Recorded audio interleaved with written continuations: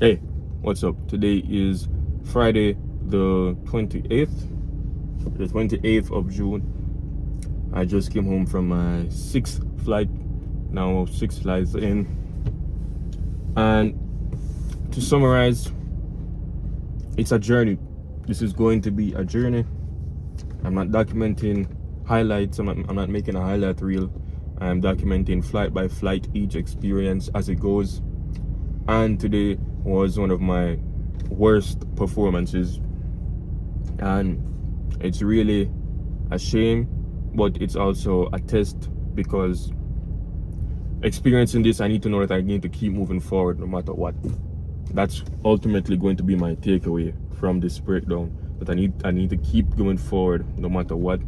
I may feel down, I may have a bad day in terms of performance, but I need to remember there's going to be a next day, and I need to keep working towards that and improving upon what went wrong today. So I'm going to break down the flight stage by stage to just give you a better idea on how things slowly compounded into the overall performance of the flight. Because as I mentioned before, if you allow yourself to get behind the airplane, you're going to be behind the airplane for the rest of the flight. And that was somewhat me. Today, that was mostly what happened to me. Okay, so we start up the engine, taxiing is fine, we go out onto the runway, we take off. Takeoff is fine. It's better than the last flight in terms of maintaining VY. I was quicker to maintain VY today, but I'm not necessarily establish and then maintain VY, but I also still need to anticipate more back pressure. I need to anticipate holding back more on the yoke. I need to anticipate holding back more on the yoke as quickly as possible, so I can get that 70 knots and maintain that 70 knots throughout the climb up to 1,000 feet. Okay, so we climb out, we make our crosswind and then downwind turns. We're going out towards the training area. My radio calls are fine, everything else is fine, except when I'm supposed to level off at 1,000, I missed that, and instead I'm at 1,100, and that is where everything starts. Altitude control. Now, it's not as if I was not aware that I was approaching 1,000. I'm just not quick to level off, while others may be doing it in maybe a second, doing all the movements, lowering the nose, going to cruise power. There's still a lag with my brain when it comes to performing some of these actions, especially because I have not trained my mind to know what a level flight always looks like. That's going to be my biggest issue, recognizing what level flight is at different situations, whether it be high power, low power, with flaps, without flaps. I need to burn those mental images into my mind, so I know exactly what I'm looking for, because ultimately this is a visual flight. I'm not supposed to be using instruments to level off. I'm supposed to be using the actual horizon and the nose of the airplane. But we level off at 1,100, I get back down to 1,000, and I end up undershooting, or overshooting again, and end up at 900, and now I'm going back fighting against it to 1,000.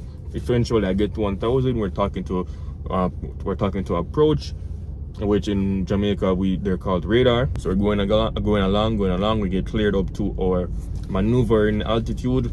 We switch over to Unicom, announce our intentions. The first maneuver is slow flight.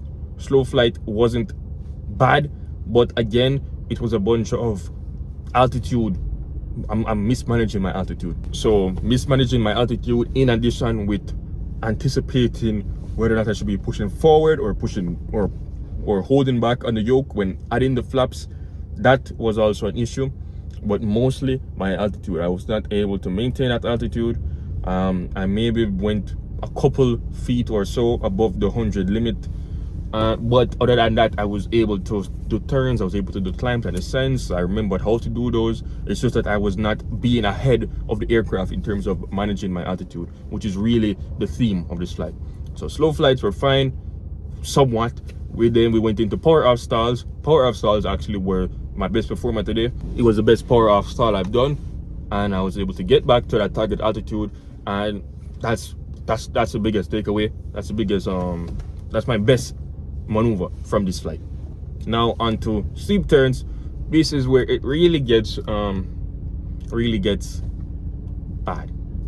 So turning into the bank, I'm not applying enough rudder, and that's the next issue. I haven't been applying enough rudder, so that of course means that I'm not going to be coordinated in the flight, and by the time I notice that I'm not coordinated and correct it, I end up having to put the plane under more G-forces, and because it's more of a sudden input, and that of course is going to affect how I feel, and that's going to go into my brain now and start triggering or getting close to triggering a fight or flight response. So I ended up doing a lot of coming out of the 45 degrees to reset and then coming back into the 45, because it's just one thing that leads to that, and that one thing was not putting in the rudder at the right time. I also was not holding back enough back pressure. So when you're going into the steep turn, you're supposed to already be holding back, because the more you bank, the more you need to hold back to maintain altitude.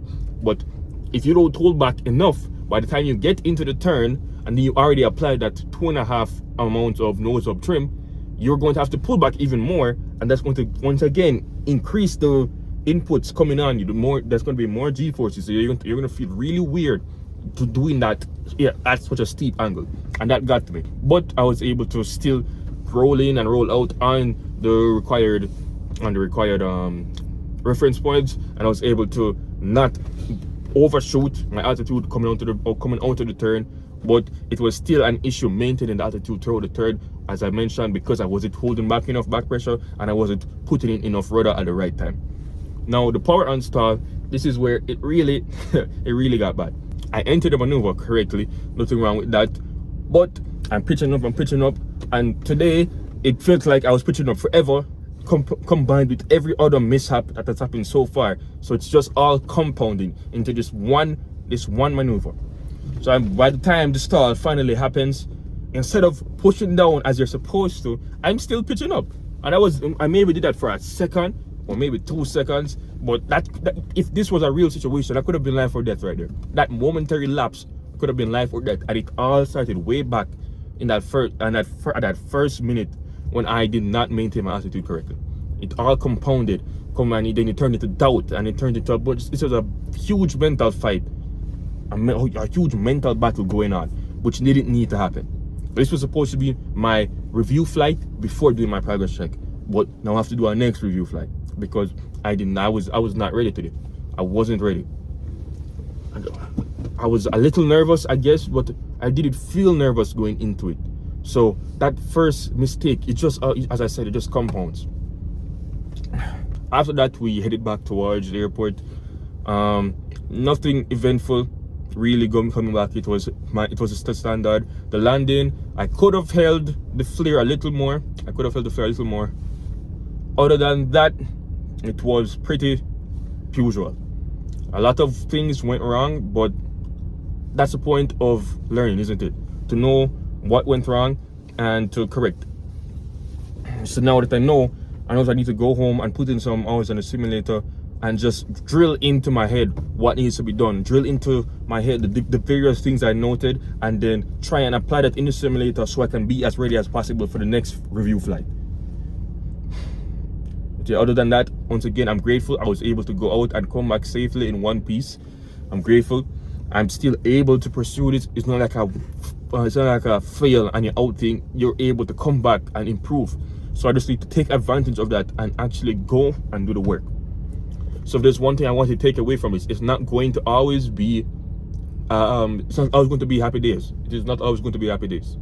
This was one of my most disappointing performances, and I was really disappointed in myself. But I cannot sit on that too long, because right now I need to go home. I need to go to my room, boot up that simulator, and get to work. That's all I need to think about right now. There's going to be ups, there's going to be downs, but at the end of the day, how badly do you want it? How badly do you want it? Thanks for watching this video. If you made it this far, subscribe to the channel, leave a like, leave a comment. Any feedback, any advice, feel free to let me know. I'm all ears. My name has been Robert Watson. Remember to always be improving. I'll see you again very soon. God bless. Yeah. I only tell you the truth. ain't got nothing to lose. Yeah, yeah, yeah, yeah. Yeah, I gave my life to God and I'm still ballin'. Ain't nobody that can tell me I ain't all in. Late at night I hear the devil steady calling me. That's when I pray to the Father that He give me strength to fight these monsters.